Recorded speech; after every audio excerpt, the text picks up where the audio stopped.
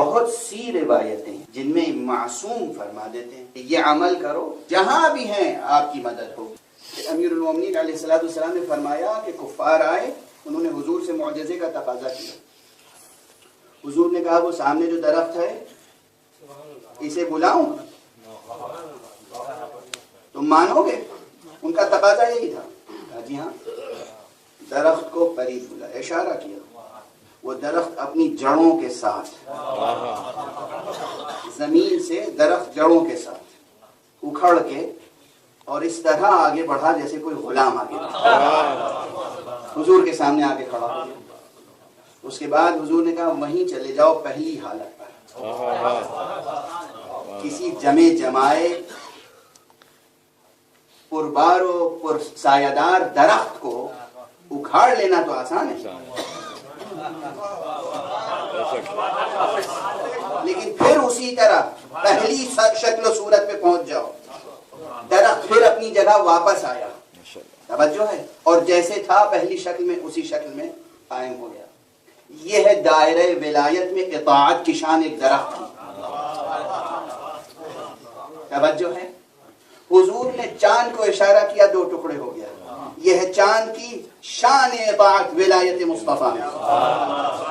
حضور نے سورج کو اشارہ کیا اور سورج پلٹ آیا. یہ ہے سورج کی شان اطاعت ولایت مصطفیٰ میں. اب مصطفیٰ کو سنو, کہتے من کنت مولا,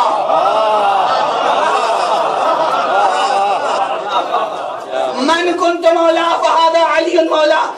جس کا میں مولا ہوں اس کے علی مولا ہیں. صرف تمہارے لیے نہیں, سورج کا مولا آج سے علی ہے, چاند کا مولا علی ہے, درخت کا مولا علی ہے, زمین تا آسمان ولایت علی کا ہے. ماں سے واللہ جو کچھ ہے اللہ اللہ ہے, اللہ خالق ہے, اللہ محبود ہے, اللہ معبود ہے, اللہ اللہ ہے.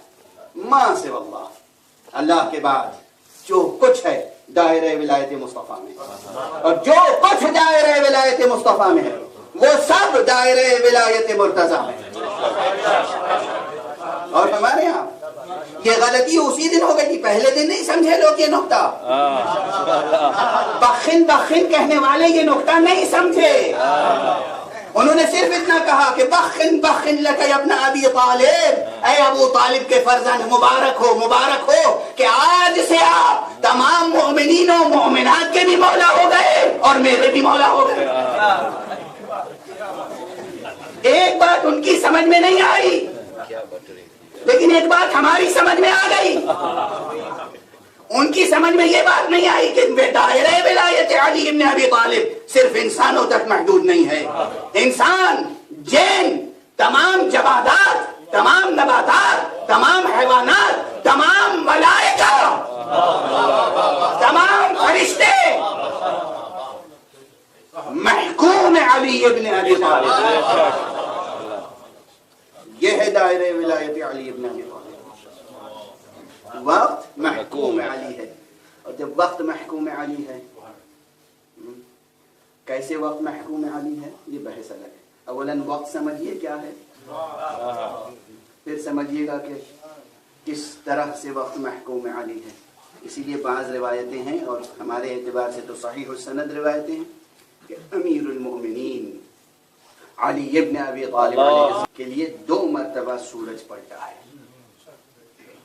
ایک مرتبہ حیات پیغمبر میں, دعائے پیغمبر سے, دوسری مرتبہ بعد پیغمبر, دعائے امیر المومنین.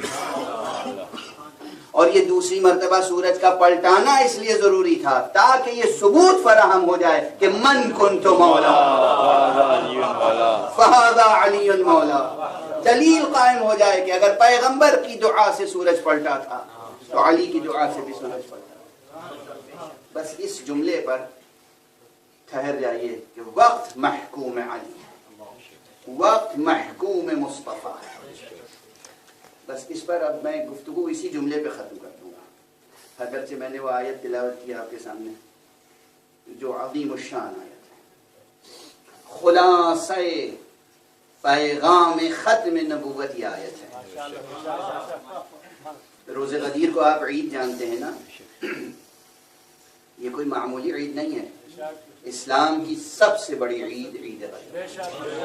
عید فطر کی حیثیت اس کے سامنے کچھ نہیں، عید قربان کی حیثیت اس کے سامنے کچھ نہیں، اسلام کی سب سے بڑی عید عید غدیر ہے۔ اس پر نص امام جعفر صادق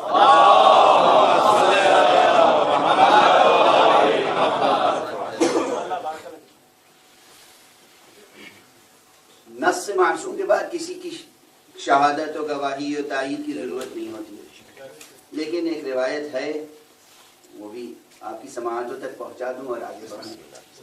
وہ روایت یہ ہے کہ حضرت امیر المومنین علیہ السلام سے پہلے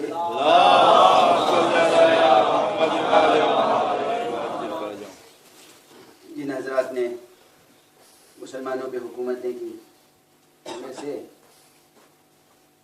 ایک صاحب کے زمانے میں غالباً وہی ہیں جنہوں نے بخن بخن فرمایا۔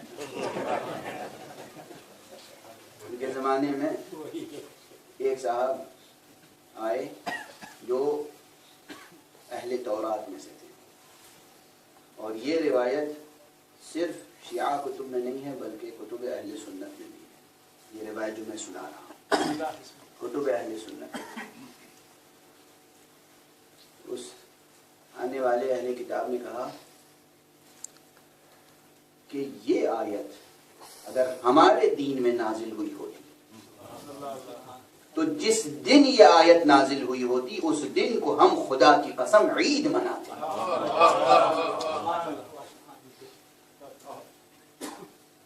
کیا تمہیں معلوم ہے کہ یہ آیت کب نازل ہوئی تھی؟ اب اس سوال تک تو تمام روایتیں یک زبان ہیں، اس کے بعد راویوں میں اختلاف ہو گیا کہ جواب دینے والے نے کیا جواب دیا۔ ایک روایت یہ ہے کہ جواب دینے والے نے جواب دیا کہ نہیں، ہمیں نہیں معلوم کب آیت نازل ہوئی تھی۔ ایک نے کہا ہاں ہمیں معلوم ہے یہ کب نازل ہوئی تھی، اور ہم پہلے سے اس دن عید مناتے ہیں، یعنی عید قربان 10 ذی الحجہ کو یہ آیت نازل ہوئی تھی اور ہم تو اس دن عید مناتے ہی ہیں۔ دونوں روایتیں۔ بہرحال اس روایت پہ مزید تبصرہ کرنے کا مقام نہیں ہے، ورنہ میرا لہجہ شاید بدل جائے۔ صرف روایت آپ نے سن لی، روایت کے دونوں ورژن سن لیے، اب میں آگے پڑھ رہا ہوں۔ اتنا مسلم ہے کہ اس آیت کے نزول پر اگر نص سے معصوم نہ ہو تب بھی عید منانے کا موقع ہے، جائے کہ نص سے معصوم فرما رہے ہیں کہ عید ہے، سب سے بڑی عید ہے۔ اب یہ آپ حضرات سب جانتے ہیں کہ روزہ غدیر روزہ رکھنے کا ثواب کتنا ہے۔ روزہ غدیر مستحب روزہ 120 سال کے روزوں کا ثواب ہے۔ مستحب، واجب نہیں ہے، مستحب، مگر 120 سال کے روزوں کا ثواب ہے اس ایک۔ آگے بڑھتا ہوں۔ یہ جو معصومین کے ہاں کلمات آتے ہیں، توجہ رکھیے گا، یہ نقطہ شاید اس فقیر سے پہلے کسی سے نہ سنا ہو۔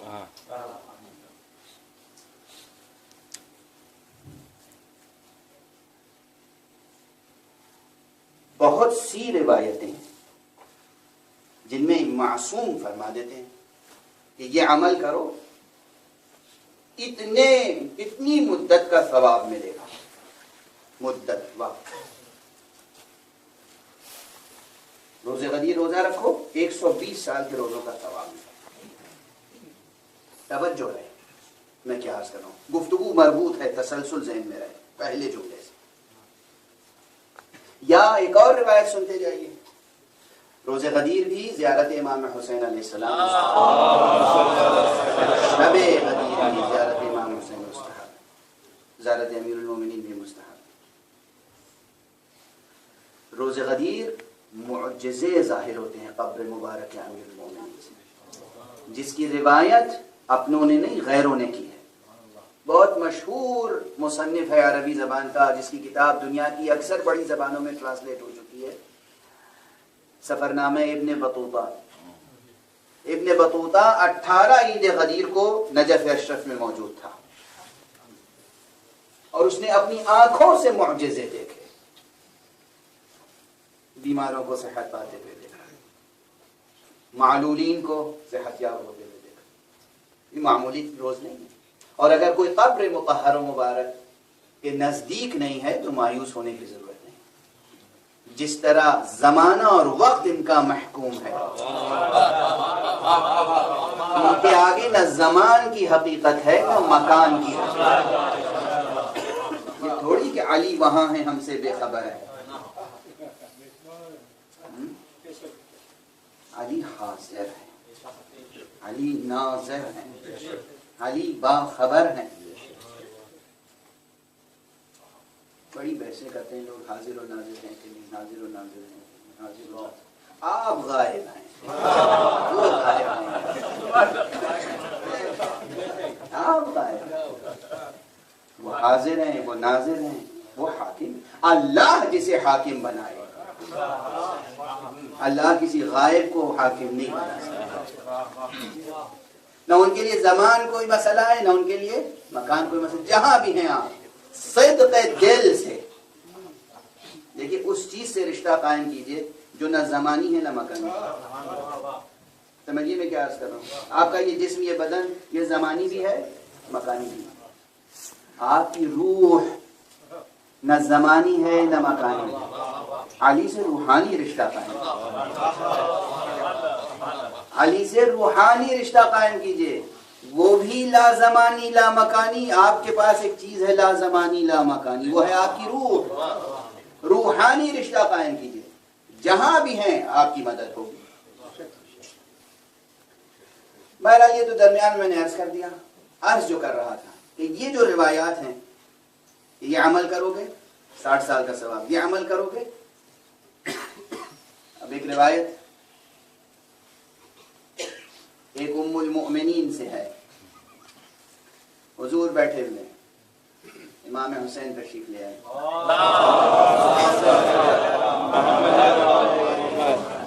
امام حسین کو آغوش میں اٹھایا، پیار کیا، آنکھوں سے آنسو جاری ہوئے اور فرمایا، واقعات کربلا کی طرف اشارہ کیا اور فرمایا کہ اس کی زیارت کو جو جائے گا اسے اللہ میرے ساتھ حج کرنے کا ثواب عطا کرے۔ میرے ساتھ،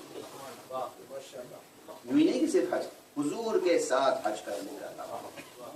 اب صرف میرے ساتھ کی تشریح کے لیے وقت نہیں ہے، رسول کے ساتھ حج کے معنی کیا ہے؟ رسول کے ساتھ حج کے معنی یہ نہیں کہ رسول کے کارواں میں ہو،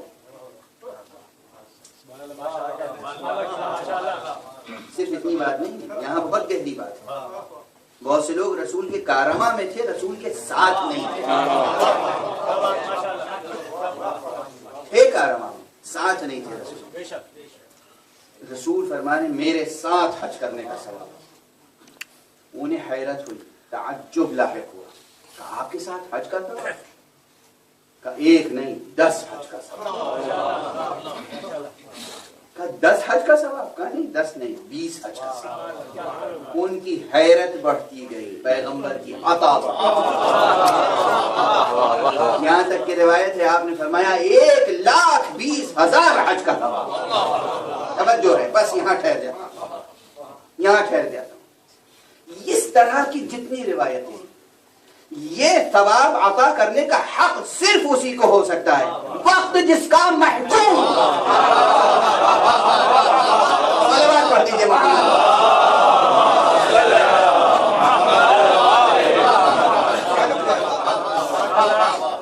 جو ہے محکومیت وقت کے معنی، بس میں تو لفظیں کہہ کے گزر جاتا ہوں اور بہت سی تفصیلات ذہن میں رہ جاتی ہیں۔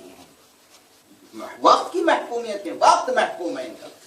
کہہ دیا 120 سال تو وہ 120 سال ہے، یہ مبالغہ نہیں ہے، دل جوئی نہیں ہے، دل جوئی نہیں ہے، مبالغہ نہیں ہے۔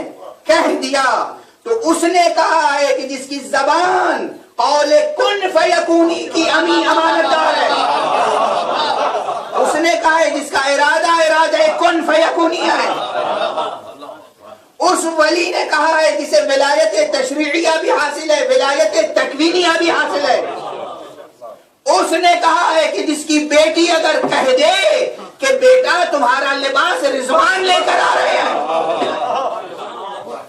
تو رضوان لے کر آتا ہے، اگر وہ نبی کہہ دے کہ 120 سال کا ثواب ہے پھر 120 سال کا ثواب ہے۔ توجہ ہے، اس یقین کو بات کرنا ہے، یہ گمان نہیں ہے، حسن ظن نہیں، یقین۔ اور بس اب اس سے زیادہ گفتگو